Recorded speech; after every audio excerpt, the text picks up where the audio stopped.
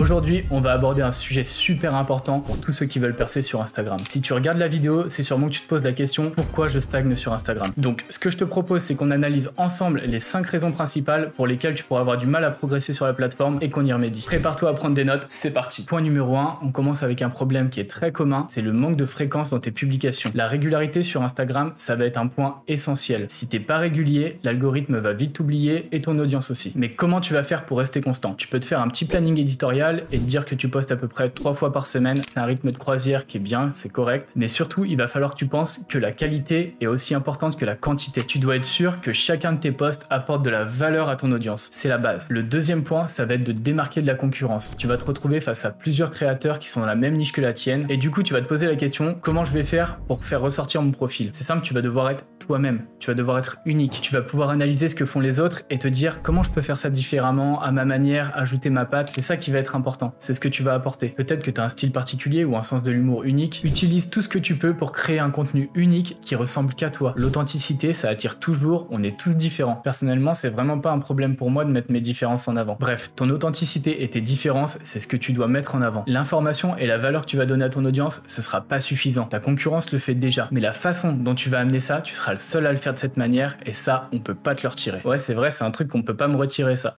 Dans le troisième point, on va parler des Reels. Le format vertical, c'est devenu indispensable sur Instagram. Si tu n'utilises pas le format vertical, franchement, tu passes à côté d'une opportunité de te rendre visible. Du moins, tu perds beaucoup de visibilité parce que c'est le format qui fonctionne aujourd'hui avec TikTok, YouTube Short et tout. Il faut vraiment que tu utilises les Reels sur Instagram. C'est le format qui est mis en avant par la plateforme. Mais comment tu vas faire pour créer des Reels qui captent vraiment l'attention? D'abord, tu vas commencer tes Reels par faire une accroche forte. Ça va être important d'accrocher ton audience sur les 3 premières secondes. Donc, tu vas faire ce qu'on appelle un hook. Ça va être, par exemple, poser une question, mettre une intrigue, enfin quelque chose. Tu peux regarder ce qui marche sur les créateurs autour de toi dans ta niche ou alors même dans d'autres niches. Tu peux prendre des hooks qui fonctionnent et les adapter à ton truc à toi ou alors faire preuve de créativité. Tu crées tes hooks à toi tout simplement et puis tu vois ce que ça donne. Tu fais des tests mais ça va être ultra important que tu accroches ton audience dans les 3 premières secondes. C'est le truc à faire sur tes Reels. Tu peux pas ne pas mettre ça dans tes vidéos. Impossible. Ensuite, il faut que tu penses au storytelling. Il faut que tu racontes une histoire. Il faut que tu gardes ton audience accrochée du début à la fin de ta vidéo. Il faut savoir que même en 30 secondes, tu peux raconter une histoire. Ça va être juste comment tu vas l'amener et comment tu vas garder ton audience du début à la fin. Enfin, faut que tu réfléchisses. Tu peux pas faire une vidéo comme ça. Tu te mets en place un petit script et t'écris l'histoire de ta vidéo, même si elle est pas très longue. Faut que tu leur racontes une histoire, mais faut que tu ajoutes ta touche personnelle. De toute façon, à la fin, tu te mets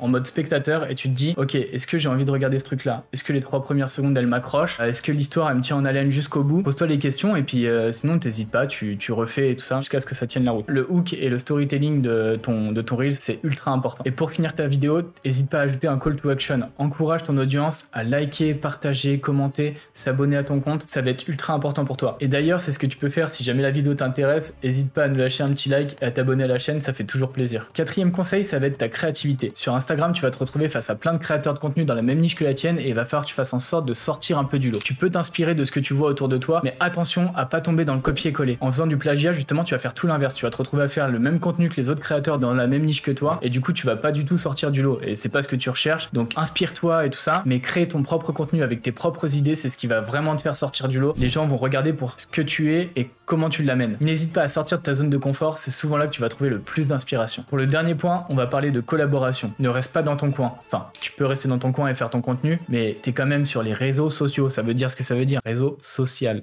Je compris, c'est pas possible. Donc si tu peux faire preuve un peu d'état d'esprit communautaire, ce serait pas mal. Non, je déconne, mais c'est surtout que de collaborer avec certains autres créateurs de contenu ou d'autres marques, ça va pouvoir permettre d'élargir ta portée. Maintenant, tu te poses peut-être la question comment trouver de bonnes collaborations. Donc ce que tu peux faire, c'est chercher des personnes ou des marques qui ont les mêmes intérêts que toi ou qui ont une audience complémentaire à la tienne. Donc ce que tu vas faire, c'est que tu vas identifier ton collaborateur potentiel, tu vas analyser son contenu et son audience, tu réfléchis à une bonne idée de collaboration. Le mieux, c'est que tu arrives déjà avec une idée préfaite parce que du coup, tu vas faire gagner du temps à tout le monde. Tu viens avec une idée bien réfléchie qui peut faire bénéficier aux 2 collaborateurs, donc à ton parti et à ton collaborateur. Une collaboration bien pensée peut amener un vent de fraîcheur à ton contenu et te permettre de toucher une nouvelle audience. Et voilà, c'est les 5 points clés que je voulais voir avec toi pour que tu puisses comprendre pourquoi potentiellement tu stagnes sur Instagram, comment changer ça et surtout te permettre d'avancer. Mets en pratique ces conseils, sois patient, sois régulier, vraiment c'est important et tu verras ton compte Instagram va littéralement progresser. Si cette vidéo t'a aidé à y voir plus clair, n'oublie pas de la liker et de t'abonner au compte pour pas manquer les prochaines vidéos. N'hésite pas à dire en commentaire si tu comptes développer certains points qu'on a vus ensemble et pense bien à partager la vidéo avec un ami, un collègue, tes parents, ta prof, ta nounou, ton lien, je sais pas moi, mais partage, c'est ultra important pour nous. Donc que ce soit gentil, partage s'il te plaît. Allez, j'arrête de dérailler, je te dis à bientôt pour une nouvelle vidéo, c'était Brian, salut.